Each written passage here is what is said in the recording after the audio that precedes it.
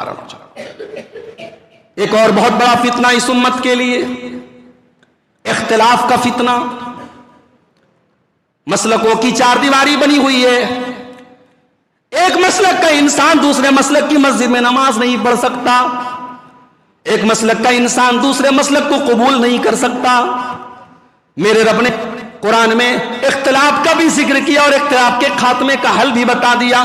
فرمایا یا ایھا الذین آمنوا اطیعوا اللہ واطیعوا الرسول واولی الامر منکم. اے ایمان والو اللہ کی اطاعت کرو, رسول کی اطاعت کرو اور اپنے امیر کی اطاعت کرو. فإن تنازعتم فی شیء فردوه الی اللہ والرسول. اگر کسی مسئلے میں اختلاف ہو جائے تو اللہ اور اس کے رسول کی عدالت میں جا کر کے حل کر لو. قرآن نے اختلاف کا بھی بیان کیا اور قرآن نے اختلاف کا حل بھی بتا دیا. اللہ کے پیارے نبی نے فرمایا انہ من یعش منکم بعد فسیری اختلافا کثیرا. تم میں سے جو میرے بعد زندہ رہے گا وہ بہت اختلاف دیکھے گا. جب اختلاف کا زمانہ تم پا جاؤ فعلیکم بسنتی وسنت الخلفاء الراشدین المہدیین, تو تم میری سنت کو تھام لینا اور میرے خلفاء راشدین جس طریقے سے میری سنت پر چلتے رہیں گے تم بھی چلتے رہنا. اختلاف کا فتنہ بھی اس امت کو برباد کر رہا ہے. ایک اور بہت بڑا فتنہ ہے علماء سے دوری کا فتنہ. اب تو ماشاءاللہ ہم لوگ ہائی فائی ہو گئے نا. اب جو مسئلہ پوچھنا ہوگا ہم یوٹیوب پہ ڈال دیں گے, گوگل پہ سرچ کر لیں گے. اب علماء کی کیا ضرورت ہے؟ کبھی کبھی تو محسوس ہوتا ہے کہ ٹیکنالوجی اور انٹرنیٹ کی فراوانی نے ہمارے سماج کا بہت بڑا نقصان کیا ہے. ہم اپنے علماء سے کٹ گئے. اب بھائی یوٹیوب ہے, ایک آزاد دنیا ہے, ہزاروں لاکھوں طریقے کے لوگ ہیں وہاں. اب یہ کون طے کرے گا کہ ہم جس کی تقریر سن رہے ہیں, جس سے علم حاصل کر رہے ہیں, وہ صحیح ہے کہ غلط ہے؟ بھئی ہمارا معیار کیا ہے؟ ہمیں تو یہ لگتا ہے آدمی اچھا بول رہا ہے, گفتگو بڑی, اس کا انداز بیان بڑا اچھا ہے, تو چلو بھائی ہم اس کو لائک کرنے لگے. اور یوٹیوب تو بڑا سمجھدار ہے, ایک بار آپ نے جس کو سنا اب وہ ریکمنڈ کرے گا, بار بار آپ اس کو سنیں گے. یوٹیوب بہت سمجھدار ہے, وہ جانتا ہے. وہ ہم لوگ جو بولتے ہیں نا ہمارے یوٹیوب پر گندے ایڈ آتے ہیں, بھائی صاحب وہ گندے ایڈ اس لیے آتے کیونکہ آپ گندی چیزیں دیکھتے ہیں. وہ ایڈ ایسا نہیں آتا ہے, آپ جو سرچ کریں گے یوٹیوب اسی حساب سے ریکمینڈ کرتا ہے. تو علماء, اب آج علماء کہاں ہے بھائی؟ یہ کون طے کرے گا؟ علماء وہ ہیں جنہوں نے اہل علم سے تعلیم حاصل کی, جن کے بارے میں علماء کی گواہی موجود ہے کہ ہاں یہ علماء ہیں, اور جن کے بارے میں علماء نے واضح کر دیا کہ یہ عالم نہیں ہے, یہ فتنہ پرور ہے, یہ آپ کو برباد کرے گا. آپ کہتے صاحب ہمیں تو اس کی بات صحیح لگ رہی ہے, وہ تو حوالے سے بات کر رہا ہے, دلیل سے بات کر رہا ہے, حدیثوں کا نمبر بتا رہا ہے, آیتوں کا نمبر بتا رہا ہے, وہ تو وہ باتیں بتا رہا ہے جو آج تک کسی نے نہیں بتائی.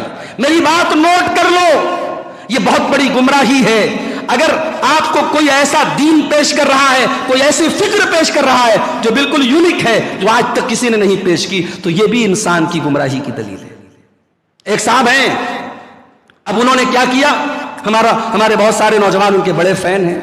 ان کا نعرہ ہے صاحب کہ ہم علماء کی دکانیں بند کر رہے ہیں. کیا دکان بند کی علماء کی آپ نے؟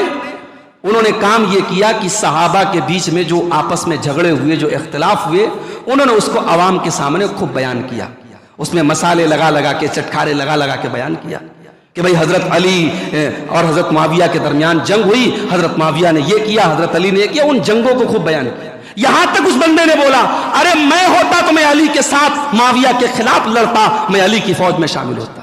ارے بدبخت, جس دور میں یہ جنگیں ہوئی اس دور میں بڑے بڑے صحابہ نے اس جھگڑے کو فتنہ قرار دیا.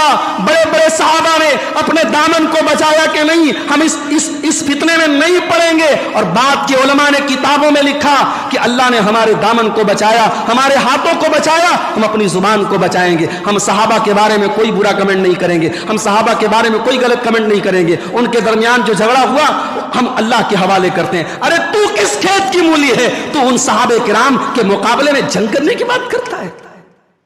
آج کے دور کا بڑا سے بڑا متقی پرہیزگار انسان, رات میں تہجد پڑھنے والا انسان, سال کے 360 دن روزہ رکھنے والا انسان, اور سجدے کر کے اپنی پیشانی کو کالا کرنے والا انسان کسی صحابی کے پاؤں کی دھول کے برابر نہیں ہو سکتا. میرے بھائی, ہم جتنے بھی متقی بن جائیں، پرہیزگار بن جائیں، ہم وہ ہاتھ نہیں لا سکتے جن ہاتھوں نے جناب محمد رسول اللہ سے مصافحہ کیا تھا۔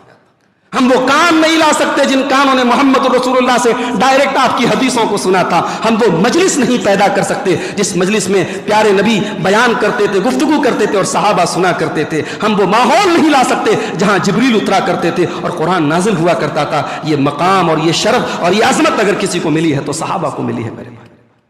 آج کوئی ایرا غیرہ نتو خیرہ آتا ہے، صحابہ کے بارے میں الٹی سیدھی باتیں بولتا ہے اور آپ کہتے ہیں صاحب بڑا قابل آدمی ہے۔ ایسی قابلیت کو اپنے جوتے کی نوک پر رکھو میرے بھائی، ایسی قابلیت کو اپنے جوتوں کی نوک پر رکھو جو قابلیت کسی صحابی کے خلاف آپ کے دل میں زہر بھرے۔ ہمارا ایمان ہے کہ حضرت ابوبکر صدیق سے لے کر آخری صحابی جو نبی اکرم پر ایمان لائے، ہم سارے صحابہ کا احترام کرتے ہیں، اور کسی صحابی کے خلاف کوئی بدزبانی کرے وہ سب کچھ ہو سکتا ہے، عالم نہیں ہو سکتا ہے۔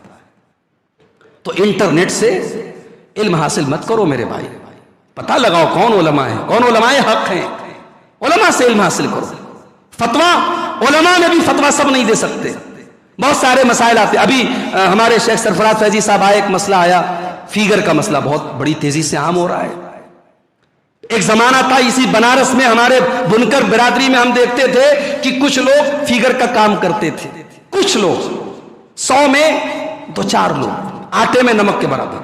تو ہم یہ تقویٰ کا یہ معیار ہم نے اسی سماج میں دیکھا کہ اس فیگر کا کام کرنے والوں کے یہاں لوگ دعوت نہیں کھاتے تھے، نہیں میاں اس کے ہم نہیں جائیں گے، وہ جانور کا کام کرتا ہے، فیگر کا کام کرتا ہے۔ یہ تقویٰ تھا، یہ ورع تھا، یہ پرہیزگاری تھی۔ اب تو ہمارے علی پورہ میں ایک صاحب انہوں نے اتنا فیگر کا کام کیا، ان کا نام رکھ دیا جانور حاجی۔ وہ جانور حاجی ہو گئے صاحب، وہ جانور کا کام کر رہے ہیں، فیگر کا کام کر رہے ہیں، عام ہو رہی ہے چیزیں یہ۔ اب یہ سوال آ رہا ہے علماء کے سامنے کہ بھئی یہ فیگر کے کام کی کیا حیثیت۔ ایسے سوالات بھی آتے ہیں کہ ہم فیگر کی ساری بنوا تو نہیں رہے ہیں، ہم جاب ورک کرتے ہیں، ہم نقٹکی کا کام کرتے ہیں، ہم اس پہ کٹنگ کر رہے ہیں، یہ کٹنگ کرنا کیسا ہے، یہ نقٹکی کا کام کرنا کیسا ہے، اس پہ جاب ورک کرنا کیسا ہے۔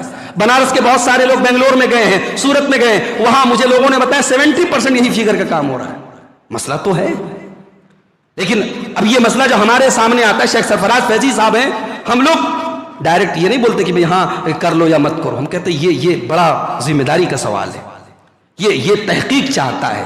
اس پر علماء کی جب یہ ایک ایسا مسئلہ ہو گیا جس میں ایک بڑی تعداد میں لوگ مبتلا ہیں، روزی روٹی سے جڑا ہے یہ مسئلہ، اس پر غور ہونا چاہیے، اس پر علماء کو ایک متفق ہو کر کے ایک فتویٰ دینا چاہیے۔ اس سلسلے میں جو بڑے بڑے ادارے ہیں وہاں سے فتوے لینا چاہیے۔